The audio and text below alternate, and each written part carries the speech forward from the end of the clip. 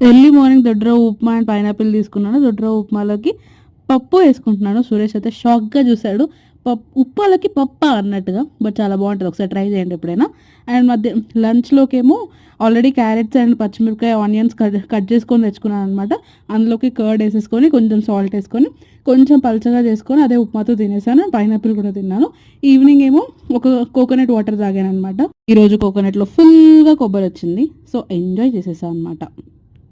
Expect చేసేటప్పుడు ఎప్పుడు రాదు. ఎక్స్‌పెక్ట్ చేయనప్పుడే వస్తది. అండ్ నైట్ జోవారి దోస వేసుకుందామని ట్రై చేశా. అట్టర్ ఫ్లాప్ అయింది. మొత్తం ముక్కలు ముక్కలు అయిపోయింది. బట్ స్టిల్ వేస్ట్ చేయకూడదని చెప్పి పప్పేసుకొని మా అత్తయ్య చేసిన వట్టి కారంతోని కంప్లీట్ చేసేసా అనమాట. చూడండి ఇదైనా కొంచెం బా వస్తదేమో అని ట్రై చేశా. బట్ యాక్చువల్లీ చూడడానికే ఇలా ఉంది. మళ్ళీ అది తిప్పినప్పుడు అది కూడా సేమ్ అలానే మొత్తం విరిగిపోయింది. అయినా సరే మనం వేస్ట్ చేయకూడదు కదా! సో, అలాగే ఆనియన్స్ వేసా, అన్నీ వేసా అని చెప్పి అలాగే తినేస్తున్నాననమాట. అంతే ఈ వీడియో. By by. సబ్‌స్క్రైబ్.